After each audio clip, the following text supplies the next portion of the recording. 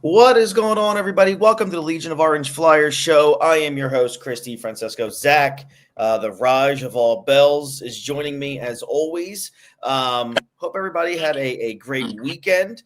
Just incredible football all the way around if you're an NFL fan. The Eagles are in the NFC Championship game next Sunday. This Sunday at 3 p.m., hosting an NFC Championship game against the Washington Commanders, who might be the most dangerous team in football right now. The Commanders led by their rookie quarterback, but that's not why we are here. We are here today to kind of talk about what's ahead this week. Flyers have some big games. We're getting to the point of the Four Nations break. We'll talk about, and I think once the Four Nations break is over, I think there's only 6 or 8 games before the NHL trade deadline. So what I wanted to do today is kind of just talk about the Philadelphia Flyers goalie situation, because we actually received some clarity about this today from John Tortorella, who just last week, about a week and a half ago, did not want to commit to naming the backup goaltender, the number 2 goaltender for the Flyers, but he did do that today when asked about who's your number 2, who's the number 2 goalie behind, obviously, when healthy, Sam Ersson. And Zach, we got the definitive answer, and that's Kolosev is not the guy. It's Ivan Fedotov, and Fedotov is going to be the backup for, I guess, the foreseeable future. What was your thoughts on Torts naming Fedotov the permanent, obviously barring any injuries, Fedotov being the backup goaltender? Obviously, I don't think that comes as a surprise, but are you happy that Tortorella has finally solidified that position now? Yeah, I'm happy with it.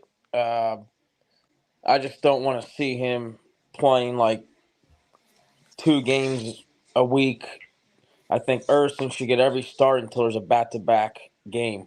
That's the only time you should see Fedotov, to be honest with you. So I agree with you. Go ahead. I was going to say, since he's named the starter or the backup, why not just send Kolosov down so he can get playing time? So that's the whole thing. That's like a weird thing that's going on. I was going to touch on that next, actually, before I get to Sam Ersson. This whole Kolosov thing is really odd. Trying to think about it, because if you send him down, if you send him back, if you let him go back to his KHL team, I forget the team that he plays for, but I know that they're they're like a fledgling playoff team. They're not a team that's expected to make the postseason. And that season, assuming they don't make the playoffs, his KHL team, their season ends in March. So I don't know. My assumption is they don't want to send him back to his KHL team, because that's also a pretty bad hockey team, but he'd still get playing time. So I don't understand what's going on, because there's no real clarity on this. If you're not going to play him at all, which he's not, unless Fedotov or Ersson get hurt, Kolosov's not going to see, any playing time in the NHL. Unless they're going to send him down to the AHL, unless that's agreed upon, to actually get into games and learn the North American style of hockey, I don't know what their plan is. I really don't understand what the deal is. I don't know if they just want to kind of, I don't want to say hold him hostage in a way, by the fact of, if you're not going to send him back to the KHL to get, time between the pipes, and you're not going to send him to the Phantoms, I don't know what the point is. Why can't we just? Maybe I'm just ignorant to his complete situation. Why not just cut him? Why not just release him and be done with him? What's your thoughts on this whole Kolosov situation, Zach? I really don't get what Tortorella is doing with the goalie situation. If he's going to be the third goalie, just set him down, get some playing time, and if Fedotov or Ersson gets hurt, then call him up. Mm-hmm.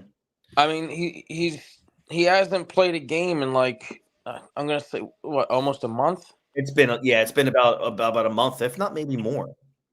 Yeah, and A they have month. said nothing.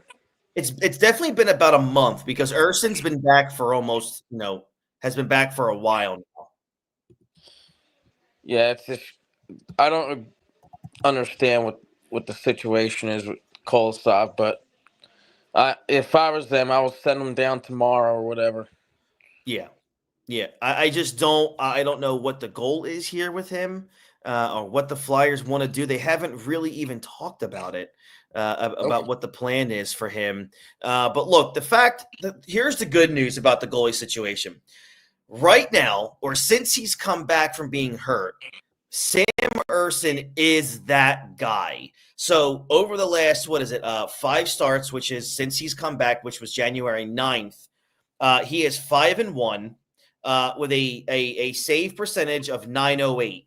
Let me just remind everybody, the league average, the NHL league average of save percentage is 901. So since he's been back from injury, Zach, Sam Urson has been above, a more than above average goaltender, for the Flyers. So I think unless he gets hurt, Tortorella and the Flyers are going to. I think they're really going to ride him. You're going to see a lot of Sam Urson, again, unless he gets hurt. But you're going to see a lot of Sam Urson. I think you're going to see Fedotov on back-to-backs, which the Flyers have a couple coming up here, which we'll go over that schedule soon. But next week I know the Flyers have a back-to-back. I know this Thursday and Friday there's a back-to-back. My assumption is we'll see Urson tomorrow. We'll probably see Urson on Thursday, and then against the Rangers, and then we'll probably see Fedotov Friday night against the Islanders. Same thing for next week. You have the back-to-back next Wednesday and Thursday. Fedotov's going to get a start there, but I think for the most part, you're going to see a lot of Sam Urson. And Zach, I think this is a really good thing for Danny Briere and the Flyers because the Flyers are in it. They're in it. I had just had the freaking standings pulled up in front of me. Let me get to that real quick while everybody's sitting here listening to my beautiful voice. I'm going to get the standings up here. So for the wild card standings right now, the Flyers are they're 3 points out of the third wild card spot in Columbus. They're only 4 points out of the top 2 spot against Boston. The same with Ottawa. So right now the Flyers are 4 points out of the top wild card spot, and this is a team that's in it, and I'm very happy to see that. And that's what I think the Flyers are hoping for right now is let's get a healthy Sam Urson in there as much as possible. He's stopping pucks. He's an above league average save percentage guy. The Flyers are winning games. I think the players are very confident playing in front of Urson. I think that's very clear. What's your stance on Sam Urson as we move forward? I'm starting to believe in him. I just hope he doesn't get hurt again. He's been having some injuries this year, so if he can just keep up with not getting injured, then I think we can make a run for a playoff spot. So that's clearly what I think the Flyers are doing. I think that's why Tortorella has finally named, Fedotov the clear-cut backup to Urson. And I think it's a big deal. And I look at it this way. When you have Fedotov in there, when he was in there, or Kolosov just trying to figure out what hockey is in North America between the pipes this year, the Flyers players just, I don't think they were confident in the goalie behind them. This season, we've talked about this a few times now, when you look at this Flyers season, I can't hold a lot of blame on the Flyers skaters. They work hard every night. They're putting up 25 to 30 shots a game. But when they have a pretty good feeling that the goalie that's protecting them is pretty much not able to stop a beach ball on a lot of nights, It's very, very disheartening, and it just kills any momentum that these forwards and these young defensemen are trying to come up with here. And we've talked about this before. If the goaltending, if Urson was healthy the entire season, Zach, I wonder where this Flyers team is right now in the standings with a 100% Sam Urson since October. Do you agree with me on that, or do you still think this is still a roster that's just not strong enough to be a playoff team? I think we're strong enough if we had a better defense in front of Urson. Mm-hmm. Like last year's defense, and then I think we would make the playoffs. But this year's defense is much, much more worse than last year's. Yeah. I mean, Yeah. it's the same players, but they're just not 100%, like giving 100%, 110% all. But Mm-hmm. and York having a little bit of a down year. Mm-hmm. Zamula sucks. Drysdale's up and down. Yeah, Jazz has been up and down, but playing better. Yep. And I see a lot of games that we're just leaving our goalies out to dry. Mm-hmm. And and a lot of the goals just like they can't do anything about that. So that the defense definitely needs to do a lot better, or else we're just going to continue to be like we'll win 2 games, lose 3, or whatever. So I think what the Flyers' plan is, and this is kind of what I was hinting at with the title of the show. I think as we get closer to the deadline, I do expect the Flyers, I do expect Danny Briere to go around the league and really look into a bunch of different teams' goalie situations. I'm not saying they're going to trade for a number one goalie. They're not. They're not going to do that. They're not going to give up assets for a number one goalie right now. When a team gets better, then you can say, all right, they're going to go get a guy who you can count on, almost every night. So I think what they're going to do is that they're with Kolosov not being an option, because I don't think Kolosov is an option unless both these guys get hurt. In an emergency situation, Kolosov will get some time, but I think that this current year where we are right now, the Flyers brass have maybe soured on Kolosov. And it's just proven by they're avoiding letting him get any playing time at all costs. So I think they're gonna shop around the league in terms of every team's goalie situation. And if Sam Urson, unfortunately, God forbid, gets hurt between now and the trade deadline, I can definitely see the Flyers, packaging a 3rd or 4th round draft pick and a young defenseman to go get a guy in here that can be better than Fedotov. But again, this is like one of those, just absolute emergency scenarios. If in fact an Urson goes down with, let's just say he hurts, his groin again, and he has to get season-ending surgery.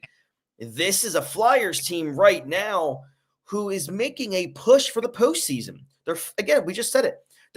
They've got points in 5 straight games, which is tied for a season high. Because they've done that. They did it another time earlier this season. This is a team that's in it.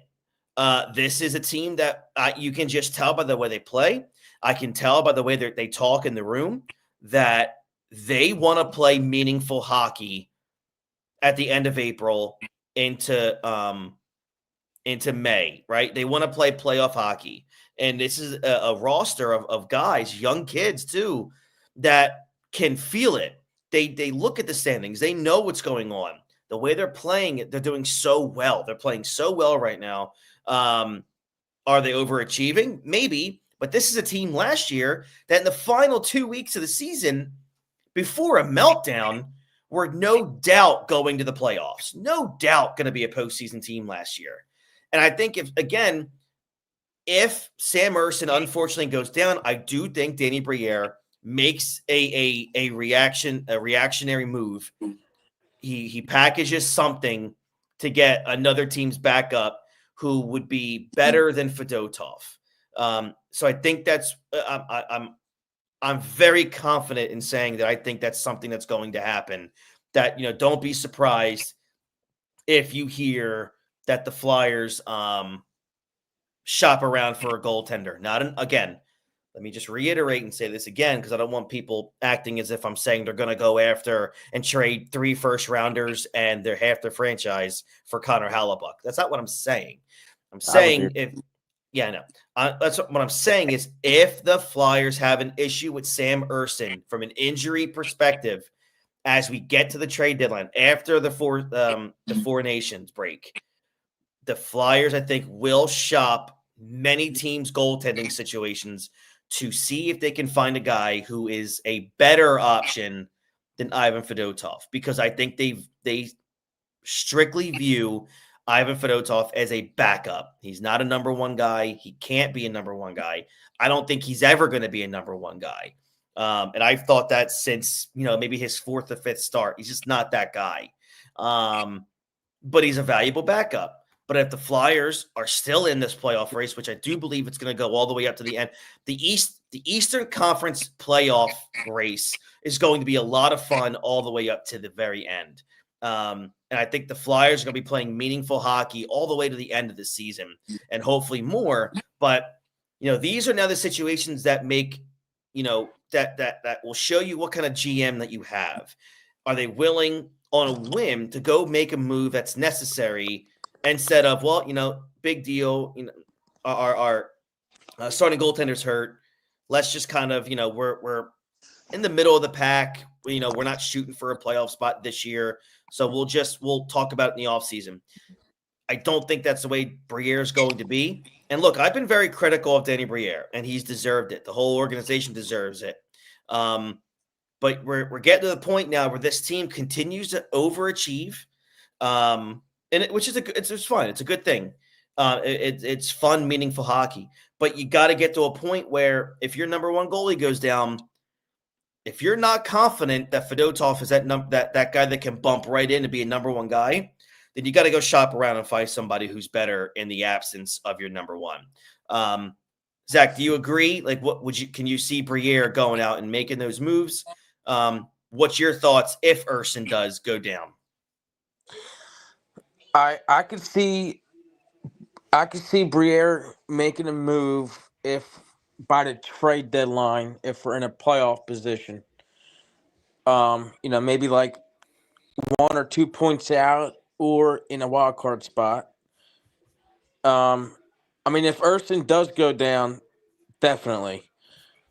Even if he doesn't go down, if I was Briere, and I don't know if you'll agree with this, but if the Rangers keep declining, even though they've been doing a lot better the last few games, but if somehow the Rangers miss the playoffs, or they think they're going to miss the playoffs by that deadline, and they're not in a position, then I'll be on the phone with that GM, and I want Jonathan Quick.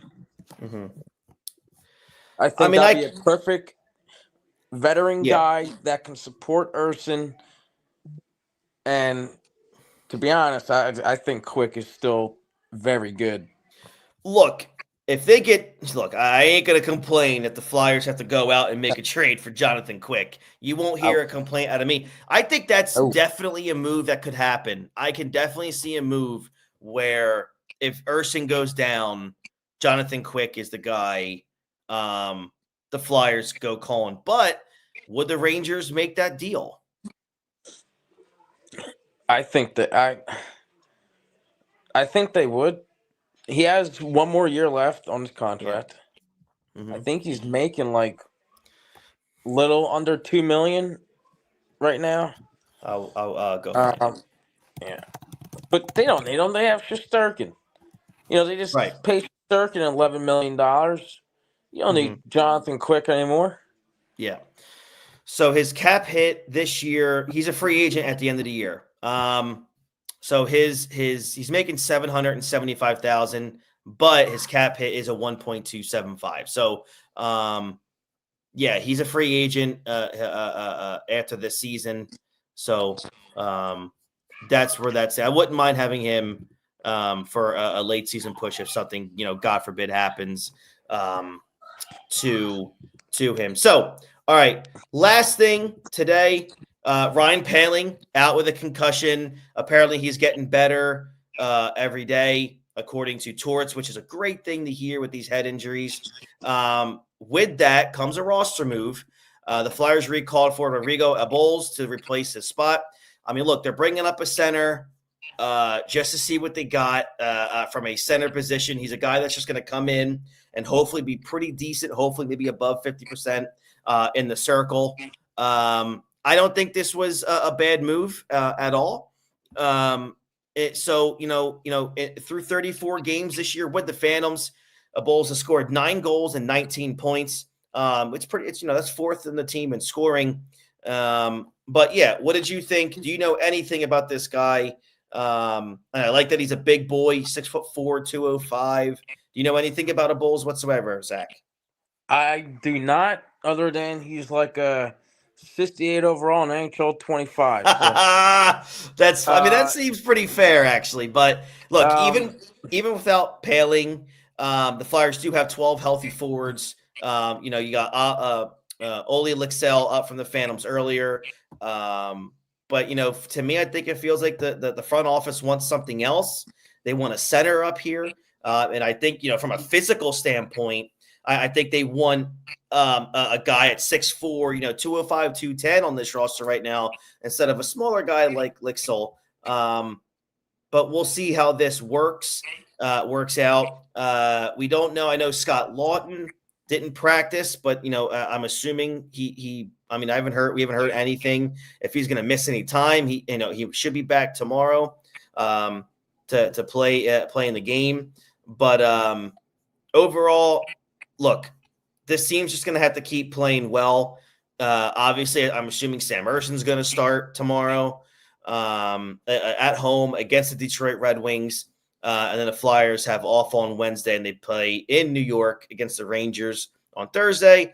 And then the second half of that back-to-back will be Friday night in Long Island against the Islanders. Zach, what is your confidence level going into this weekend or this week's games? I'm sorry. I think we're gonna blow out Detroit tomorrow, especially at home. The Nets game was that on Thursday? That's correct. Yeah. Thursday at in New York against the Rangers. Oh man, yeah. The way the Rangers been playing, that's gonna be a tough game. But I think Rangers have really stepped up, man. They're 6-1-3 in their last 10. Yeah, it's gonna be a tough game, but I think they can handle themselves tomorrow. So, I agree. All right, so that's going to wrap up the show. We'll be back here. We're going to try to be back here Friday night after the Flyers game against the Islanders. Right, the Islanders. I keep getting this mixed up. Yes, Friday night. We're going to try to be back here post game after the Islanders because that's the final game of the week for Philadelphia until their Monday matchup at home against the Devils. And then they're back-to-back Wednesday and Thursday against the Devils and the Islanders. And then we'll be back next week for that. But, again, we will see you guys here on Friday night, immediately following the Flyers and Islanders.